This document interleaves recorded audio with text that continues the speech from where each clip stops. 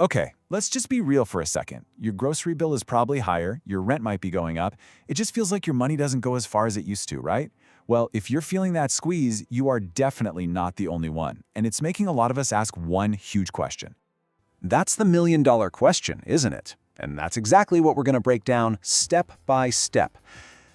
Right now, the US economy is in this super confusing place.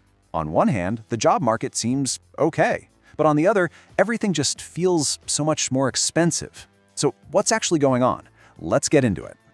And look, that feeling, it is absolutely undeniable. Just a few years ago, things felt a lot more stable for a lot of people. But now, just the basics, we're talking food, electricity, just daily life, are putting a serious strain on family budgets. And yeah, way more people are finding themselves living paycheck to paycheck. This isn't just a vibe, it's the reality for millions of Americans. So to figure out where we're going, we first have to get on the same page about what we're even talking about. So what exactly is a recession? You might be surprised to learn the official definition is a bit more complicated than you think. Okay, so here it is. This is the official definition from the National Bureau of Economic Research, or NBER. They're the ones who make the official call in the US. Now pay attention to those key phrases: significant decline, spread across the economy, and lasting more than a few months. So it's got to be a downturn that's deep, wide, and sticks around for a while. And this is so important to understand. You've probably heard that old rule of thumb, 2/4 of negative GDP growth equals a recession.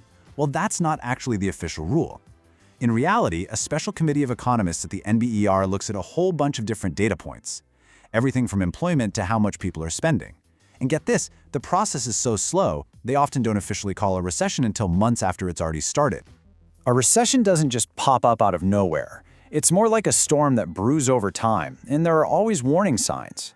So, while we could be waiting a long time for any official call, we can look at the data for ourselves. Economists are always watching for these front-end indicators that show the economy is under stress. And right now, well, several of those lights are flashing red. This chart here does a great job of laying out the journey. See, you start on the left in a normal, healthy economy. But then you can slip into that middle column, the early warning stage. That's where things start to slow down and people get a little nervous. And honestly, that's where a lot of experts would say we are right now. The big fear, of course, is tipping over into that last column. So let's look at the actual numbers that are pointing to this shift. First up, let's talk about inflation, because it just won't go away. The annual inflation rate hit 3.3% back in March of 2026. Now that was the highest it had been since May of 2024. When the price of everything stays high, people just have less money for other things. And when people spend less, businesses earn less. You can see how that slowdown starts to snowball. Next up is this just wow, an absolutely mind-boggling number. That's the total amount of household debt in the US. A number this huge is a major sign that people's savings are getting thin and they're having to borrow more just to keep up.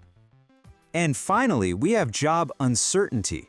Now, the overall unemployment rate isn't at a crisis level, but there are some serious cracks appearing. This number, that's how many tech jobs were lost in just the first 3 months of 2026. It's a sign that even the hottest parts of the economy are starting to cool off, slowing down hiring or even cutting back. Okay, let's dig into that debt number a little more, because it is one of the most important warning signs we've got. It tells a really powerful story about what's happening inside the average American home right now. And this right here shows exactly where a chunk of that debt is coming from. In just the last quarter, credit card balances jumped by $44 billion. That's a pretty clear sign that more and more people are using high-interest credit cards to pay for everyday stuff, which is a super risky place to be if your income suddenly takes a hit. And when you zoom in, the scale of this thing is just massive. We're talking $18.8 trillion in total household debt. Within that, you've got $1.28 trillion on credit cards and another $1.66 trillion in student loans. But you know what? That last point on the slide, that's the real canary in the coal mine. Delinquency rates are worsening. That's just a fancy way of saying more people are falling behind on their payments, a classic sign of widespread financial trouble. So, okay, we've just looked at some pretty scary signs. We've got high inflation, massive debt, and cracks showing in the job market. It sounds like a done deal, right? Case closed, recession's on its way. Well, not so fast. There's another side to this story. So with all of these warning lights flashing, does that mean a recession is absolutely 100% going to happen? And believe it or not, the answer from a lot of economists is no. Despite all the pressures we just talked about, the US economy is also showing some surprising strength. It's not a simple story of doom and gloom. There are some powerful things working in the other direction too. And here it is. This is basically Exhibit A for the optimists. The Atlanta Fed, which keeps a running tab on the economy, was still predicting 2% GDP growth. Now, remember our definition? A recession is a decline in the economy. Growth, even if it's kind of slow, is still growth. This suggests the economy has enough momentum to maybe, just maybe, avoid a full-on contraction. So all of this leaves us at a fork in the road, with two very different paths ahead.